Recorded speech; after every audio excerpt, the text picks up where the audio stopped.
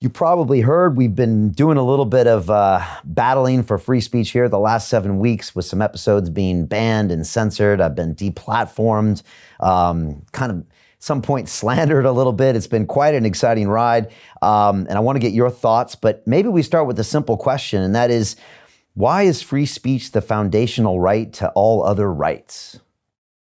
If you can't express your thoughts through your words, then all other rights are meaningless, because that's how you initiate moral progress in civil rights, is first by expressing them, by articulating the arguments for why other people should accept those rights, the right to protest against governments that suppress rights, arguments with private companies or why they shouldn't censor you. All that depends on you being able to articulate that.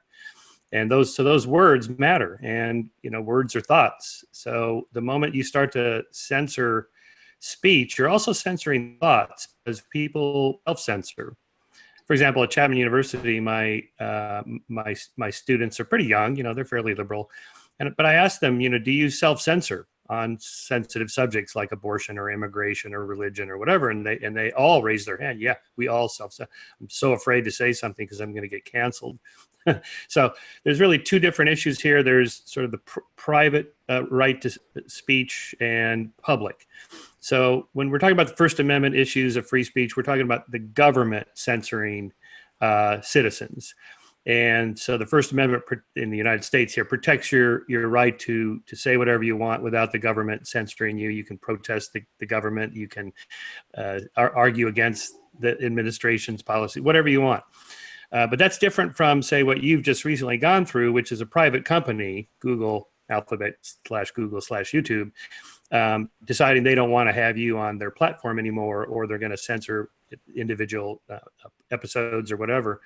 That is their right to do so. The government can't come into a private company and say, you have to put so-and-so on the air. What if it's being used as a public utility? Was that? What if it's being used as a public utility, that company? So there's a little gray area there. Yeah. I admit.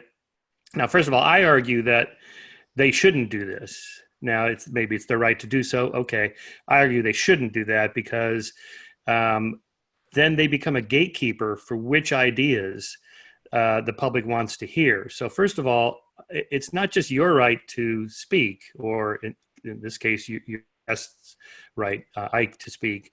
It's my right to listen. Maybe I want to hear what this guy has to say.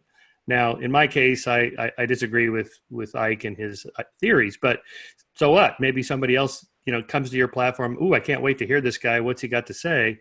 And then boom, it's censored. It's like, well, what about my right to listen, not just his right to speak? So there is that. And then, so basically in the book, I argue from there, why should we listen to what other people have to say? And so it begins with that it's my right to listen as well as it is your right to speak. But also, by listening to what other people have to say, even if I'm right and they're wrong, or at least I think they're wrong and I think I'm right, I strengthen my own arguments by listening to what other people have to say that disagree with me. So, for example, again, back to my students, they're mostly pro-choice on the abortion issue because they're fairly liberal. But I asked them, what's the best arguments for pro-life? What are their best arguments? Can you articulate them? And most of them can't. They have no idea what the other side argues. So I tell them, pace John Stuart Mill, he who knows his own side of the argument, only his own side of the argument, doesn't even know that. You're really not a pro-choice arguer if you don't know what the pro-life arguments are. And saying something like, well, Republicans just hate women. No, that's not their argument.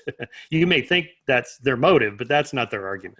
So, go watch some of Ben Shapiro's videos about, pro-life, or some essays by conservatives that are thoughtful on this issue, and then come back and tell me what's your counter to that. And that actually strengthens their pro-choice position by knowing, well, okay, these are the three best arguments they have, and these are my three rebuttals. So, and then, of course, you might be wrong. You might be partially wrong. You might be completely wrong. You've gone off the rails. You're nuts. But the only way to know that is to engage with somebody that thinks differently from you. So that's kind of the core of the book. The devil is whoever disagrees with you, or who you disagree with, or you think is uttering hate speech or whatever.